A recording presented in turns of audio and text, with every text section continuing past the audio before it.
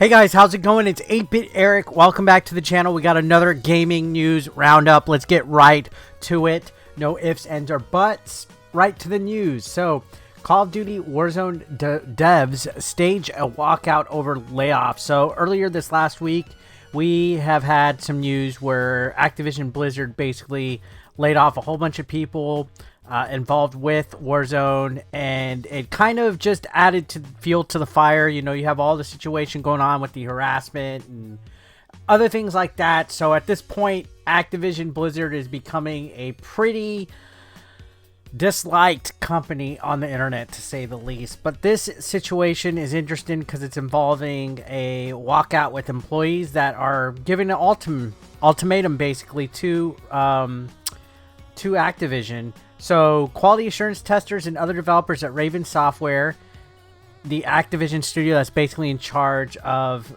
Warzone, are walking out on the job today to protest surprise layoffs that happened last Friday, basically. They told Kotaku that they had only one demand: give all QA testers, including those just laid off, full-time positions. So they want all the QA testers, including the ones laid off last week, to be given full-time positions. So here's their statement: those participating in this demonstration do so with the continued success of the studio at the forefront of their mind. The Raven QA department is essential to the day-to-day functioning of the studio as a whole. Terminating the contracts of high-performing testers in a time of consistent work and profit puts the health of the studio at risk. They do go on to update this thing. They said Activision Blizzard did not immediately respond to a request for comment. They did respond to Kotaku, saying Activision Publishing is growing its overall investment in its development and operations resources. So this was an email yesterday at 11:42. They didn't immediately respond to the statement from the protest. They said we're converting approximately 500 temporary workers to full-time employees in the coming months. Unfortunately, as part of this change, we've also notified 20 temporary workers across studios that their contracts would not be extended. So it's definitely gray area when it comes to temporary employees involved in business and stuff like that. I've fallen victim to not being hired as a temp at a office job that I had a few years back. But the situation is coming to an head, you know, with this walkout and stuff. This is a pretty big trending topic today, and I thought I would factor in on that. So we'll see what happens. Now, continuing on, we got some interesting, fun little news actually in the world of Facebook. A multiplayer Pac-Man game is coming to Facebook. Now, this sounds kind of fun. So the Pac-Man community is launching on Facebook Gaming. You can see a screenshot from Pac-Man community. So it's a new multiplayer focused spin on the classic arcade game. You'll be able to play it right on Facebook. So there's an ability to play co-op Pac-Man with up to 3 other people. Players work together to try to survive the pesky ghost, but they'll also be competing for the highest score. You can make rooms to play with your friends, and Facebook gaming streamers can invite viewers to join their game with Facebook's Play with Streamer feature. So it looks like it's going to be a pretty interactive game. The screenshots look pretty good. Says you won't just be working through the familiar Pac-Man maze though. Players will be able to make their own levels, which could lead to some Mario Maker style delights or deviousness. So it also features the first of what Facebook is calling the Facebook Interactives with its Watch Mode, which is launching in beta. In Watch Mode, 2D mazes are converted to an isometric 3D view, and viewers can power up Pac-Man or the Ghost. User-created maps can appear in Watch Mode 2, meaning players might be able to create some interesting tests for the AI-driven characters. So it'll be available for free beginning Monday on desktop in the mobile versions of the Facebook app. It'll be exclusive to Facebook. So pretty interesting right here. We will check it out. I'm actually pretty excited about it. Facebook community. Free to play starting on Monday. We might have some live streams playing that. What do you guys think? Now, continuing on, let's talk about GTA Trilogy Definitive Edition. It's no secret the whole trilogy has been plagued by a whole bunch of issues, including glitches and bugs Well, there's a GTA Trilogy bug that is killing players for no reason. Yikes. So even after several updates they have that have fixed hundreds of bugs, this one's still killing players in races. So you can see there's a mission-breaking bug in Vice City's race missions. So the issue seems to come after hitting one of the race markers. There's a Reddit user that his name is Jorino. He shows the player's health starts to decrease rapidly for no reason after hitting the marker until they wind up wasted. There seems to be no explanation for why the player suddenly loses health during a race without any apparent source of damage. One reply in the comments seems to have the best explanation. For whatever reason, the game thinks the player is underwater after hitting the race marker, causing the player to take drowning damage. Of course, that's just speculation, but it explains the bizarre outcome. So, look right here. And they're going to pass a race marker. And then they're suddenly going to waste. So this does say all three of the Definitive Edition games are still riddled with these random inexplicable bugs. So I guess just use caution when you're racing. This is the first I've heard of it. I personally haven't played the Vice City Definitive Edition. I only played San Andreas, which was on Game Pass. What a mess, though, right? Now, continuing on, this is an interesting topic in regards to a content creator, a live streamer that just signed a deal with YouTube streaming, Ludwig. They have been hit with a second YouTube ban in a span of 5 days. I mean, his, I guess, welcome to YouTube is pretty rough, right? So, Subathon star Ludwig Agren recently announced his move to YouTube gaming as he followed in the footsteps of Tim the Tatman and Dr. Lupo. However, merely days after joining the platform, he's been banned twice already. So the first ban was on December 3rd when he accidentally watched a few seconds of Baby Shark. That is so weird. Why would you get banned for watching Baby Shark? Now he's been banned again on similar grounds. This time it was because he watched a Kurzagog video about methane production that earned him a DMCA strike. So, yeah. He got a message popping up saying you're watching copyrighted stuff. And he said he thought they're going to take his money from me, but it meant that they're going to take his ass down. He went on to mention how he tried to pause the video to add some of his insights about methane production, but to no avail. So I guess he was trying to use... There's a rocky road when it comes to fair use.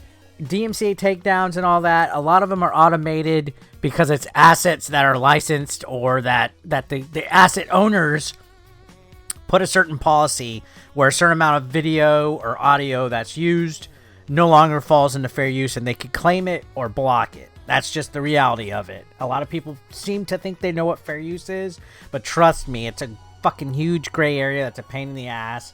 But yeah, he basically tried to save it by trying to add commentary and insight instead of just watching it, because that would make it fair use.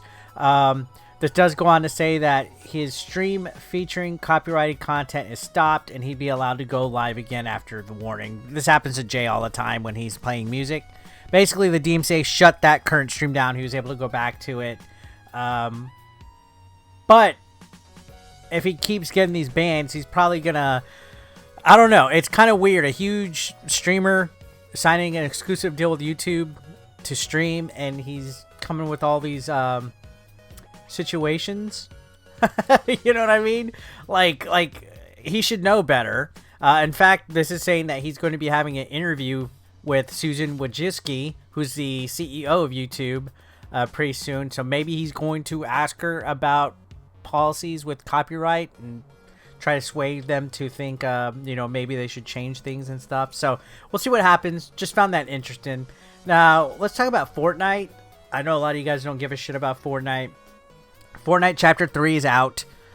Spider-Man is highly featured in the Battle Pass, and a lot of people are praising the web slinging mechanics on it. More so than the Avengers Spider-Man that just had an update with Avengers, with Spider-Man being exclusive to the PlayStation version of the game. A lot of people are actually saying that Fortnite's swinging mechanics are a lot better than... Fortnite's swinging mechanics are better than Avengers, which is kind of funny considering that it's an exclusive character for Avengers. Now, Spider-Man can be unlocked, but you know, you can have web shooting. You could swing around the island, and it says it probably would have been fair to expect very little from Fortnite's web swinging out of all things considered. However, first impressions seem to be that Epic has hit the mechanic out of the park. In fact, a lot of players are saying it's better than the web swinging in Marvel's Avengers, a claim that is hard to argue with, especially when you check out both games in action. So let's look at Avengers. No, this is Fortnite. No, this is Avengers. So this is the Avengers web slinging mechanic, which I guess looks very similar to the actual Spider-Man game. You know, the solo Spider-Man game. We all know Avengers has been always hit with a lot of harsh criticism. And I think that's from the actual Spider-Man remastered game right there, if I'm not mistaken. So yeah, that's Sony's mechanics. Now let's take a look at Fortnite's.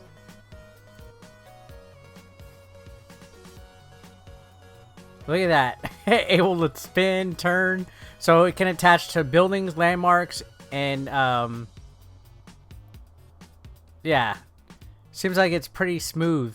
To me, it looked like the PlayStation Avengers kind is pretty sluggish. He doesn't gather speed, but Fortnite looked like it gathers momentum and everything like that. It had some decent physics. So I just found that funny that, of all people, Epic Games was able to actually get the Spider-Man web slinging mechanics done properly. Now, we got a final article right here. This one's pretty interesting because it involves the Game Awards, which is coming out Thursday. There's a lot of rumors of huge announcements that are going to be coming out. And this is something that caught my fancy. So, Game Awards interview says there are 4 or 5 reveals on the scale of Elden Ring. So that means 4 or 5 of these games are going to be huge reveals. And this is very exciting news for me, especially as, you know, somebody that has next-gen consoles, somebody that streams, somebody that plays games on a regular basis. I want some huge heavy hitters. So, Jeff Keighley basically said that they are going to have this. So, check this out. Let's go ahead and take a look at the quote. I had it right here. This is a big interview right here, so you can see a lot of stuff. He touches even on the Activision thing and stuff like that. I am so sorry. I lost it. He basically talks about how... Okay, here we go. He says, last year was pretty hard because of the pandemic. A lot of things got delayed and pushed. I think we pulled it off. We had Mass Effect, Perfect Dark, Sephiroth, and Smash. But this year, especially the first like 30 or 45 minutes of the show, we got some pretty major stuff. And despite the Game Awards not being done yet, Keighley and the team are already thinking ahead. Once we get to next year and all the world premieres, it's going to be an insane show on that front. So he's definitely hyping it up. To say 4 or 5 announcements that are going to be on the scale of Elden Ring, that's going to be pretty epic. You know, Jeff Keighley does a good job with the Game Awards. Yeah, I know there's some people that don't really care for what is going to go on with that, you know, like with him as a person. But this says, according to Keighley, people get a sense of true next-gen generation gameplay at the show. Because let's be honest, a lot of people think that next gen really hasn't felt next gen, that a lot of these games felt like they could have been last gen, and that's true because a lot of them were built for last gen and next gen, and they kind of are cross gen games. Like, there's not too many true next gen games that have come out. So he says expect at least 1 or 2 big reveals for the PS5 or Series X. He's read all the rumors online. They're mostly wrong, and apparently knows what games people are hoping to see. Some might be there, some haven't even started discussions yet, and others are games you don't even know you want. Brand new reveals, and he says that's always the fun part, because you'll have the known qualities of, like, I want this developer doing this game, or I want this sequel, but what if there's new IP? Probably 6 or 10 of our games are things that people don't know exist, but we're going to reveal them at the show in a fun way. We'll see how it all plays out, but I feel pretty good. It's a very diverse lineup from a lot of studios across the industry. It really did come together this year. There'll always be people that will be disappointed that X Game's not there or the studio didn't show up with something. But by and large, I think it's one of our stronger lineups that we've had across the entire show. So this is hyping me up for the Game Awards. Now, I really don't live and die by the Game Awards. But to anticipate this, to say that there's 4 or 5 things on the level of Elden Ring that was announced and shown off during the Summer's Games Fest, that's very promising. So we'll see what happens. What do you guys think? Do you have predictions on what might be revealed? Anyways, I'm going to go ahead and leave it at that. Thank you for watching, guys. You have a great Tuesday. I'll see you around.